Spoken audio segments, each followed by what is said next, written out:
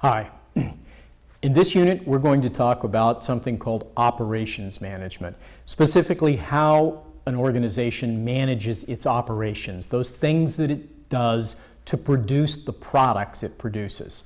Recognizing organizations do a lot of things that are not directly part of operations. They keep the books, they run advertisements, they do all kinds of things that are not directly part of producing the product. Producing products requires very specific functions of management, and that's what we want to look at in this unit. Now, here's a definition of operations management. Really good to know if you want to manage operations specifically, or if you have to pass a CLEP test on the subject. So, overseeing the transformation process that converts inputs, such as labor and raw materials, into outputs, such as goods and services. Here's a picture. We have inputs, the things that go into an organization. And this is just a list of possible inputs. Labor, technology, capital, raw materials, energy. You could add things like information. You could add things like legal permissions, whatever it takes to produce the products of the organization. The output is generically called a product. We tend to think of this as something physical, but it could be something that's purely information. It could be whatever the organization does for whoever are its customers. But in between the inputs and the outputs, operations. And that's what we want to talk about, how you manage these things. Some specifics about how operations management may differ from other areas. So most of the time when someone says operations management, when we read books about operations management, they're focused on manufacturing, on producing physical goods and services. So manufacturing, we produce cars, we produce sunglasses, we produce shoes, cans of paint. But when we say operations, it doesn't have to mean manufacturing. It can mean more than that, and it often does, depending on the organization. So while we think of this as manufacturing, for a bank, for example, the business of the bank, the operations of the bank are moving money between the accounts of customers, in and out, as bills are paid, as money is deposited, as loans are made. So a bank operating manager manages the flow of money within the bank and between those customers' accounts. If you're working for a law firm, then the product is a case or a legal service provided to a client. And the inputs are things like lawyer time, information, legal structures, whatever. So for a law firm, operations is the business of converting information about the client into legal resolution for the client or legal services for the client. If you're a construction company, you produce a series of buildings. Maybe each building is different from the other. So your process, your operations are the process of building different buildings, constructing them on behalf of customers. So when people say operations, think bigger than just manufacturing, although most of the lessons of operations management are most easily explained and they're clearest in a manufacturing situation. Now, anytime you're trying to be a good operations manager, remember, good operations management is about efficiency and lowering costs. It's about making your process quicker, faster, cheaper, higher quality, less waste, anything you can to produce more of the product, better quality product at lower cost in less time. Which means that operations management is all about control. We've looked at control in a previous module and we looked at it rather generically. But you cannot be a good operations manager if you are not familiar with and ready to apply control systems on a daily basis. So one of the functions that happens, it's a very common piece of vocabulary in operations management today, is the word lean, implying slender, not a lot of fat. The idea between lean operations, lean control is typically the concept of reducing waste, of not doing things that you shouldn't do, not doing things that don't add to a good product made in a timely and cost-effective fashion. So lean operations, we try and avoid wasted material. I don't want to have anything left over. I don't want to have a lot of scrap. Wasted labor. I don't want to waste the time of my workers. Wasted time organizationally. I want the product to be produced and delivered to the customer as quickly as possible. I want the shortest amount of time between an order and a delivery that I can get. I don't want to waste energy. I don't want to leave the lights on. I don't want to consume more energy than I have to produce that product. I don't want to take up any more space than I have to, and I don't want to waste information.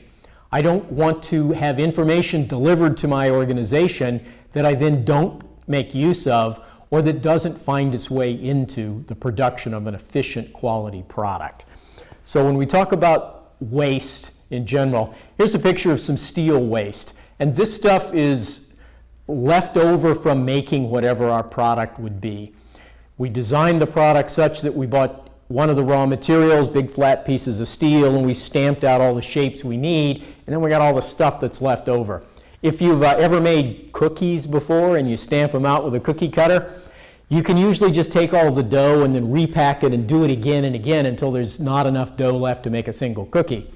That's harder to do with steel. So this is a case where someone might look at this and say, well, we should recycle that. We can find another use for that scrap steel. That's better than throwing it away.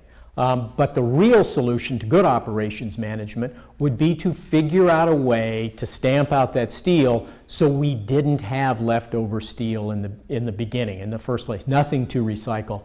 Everything went into the final product. That can be a complex technical challenge, but that's a good illustration of what we mean when we talk about lean operations or reducing waste through operational management. When we talk about quality control, we've discussed this before in the module where we discussed control, but quality, where we make sure things meet a quality standard. We make sure the product is produced exactly the way it should be.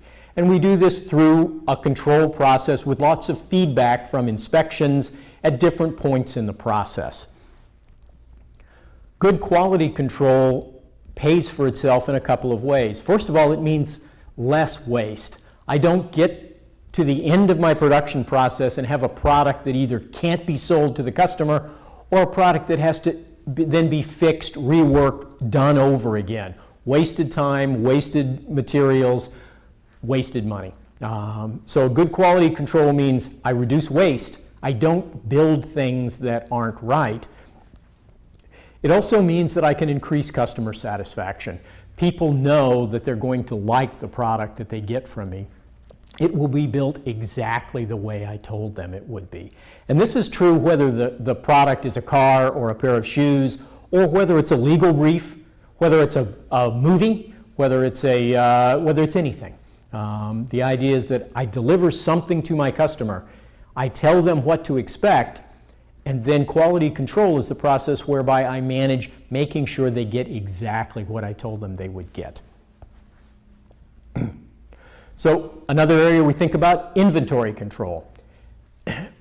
All organizations inventory things. Sometimes we have large amounts of raw materials, of inputs that we haven't used yet.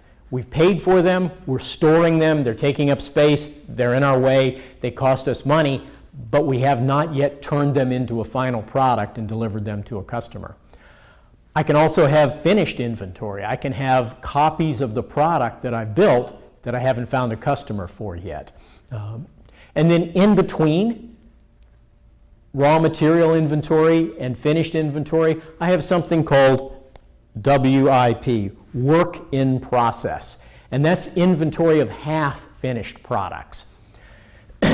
So inventory control amounts to only buying what I need and minimizing the piles of inventory I have in every step of my operational process. I only buy what I need, I only produce what my customers need, and I do so in the shortest possible time. Ultimately, I can arrive at a manufacturing approach, sometimes called JIT, just in time. And this is the idea of very, very closely managing production and operation processes such that I have the absolute minimum of inventory. I only build a product just in time to deliver it to a customer. I only order raw materials just in time to build a product that I'm just about to deliver to my customer. It's typically seen as a style of management or approach to operations management borrowed from the Japanese, but in fact the concept is much older than that, and we've known about it for years. It's complex to do. It's easier to have big piles of inventory and stuff sitting around. I can fill up warehouses of raw material, warehouses of finished product, but if I do that, I'm not managing operations well because I'm not managing inventory well.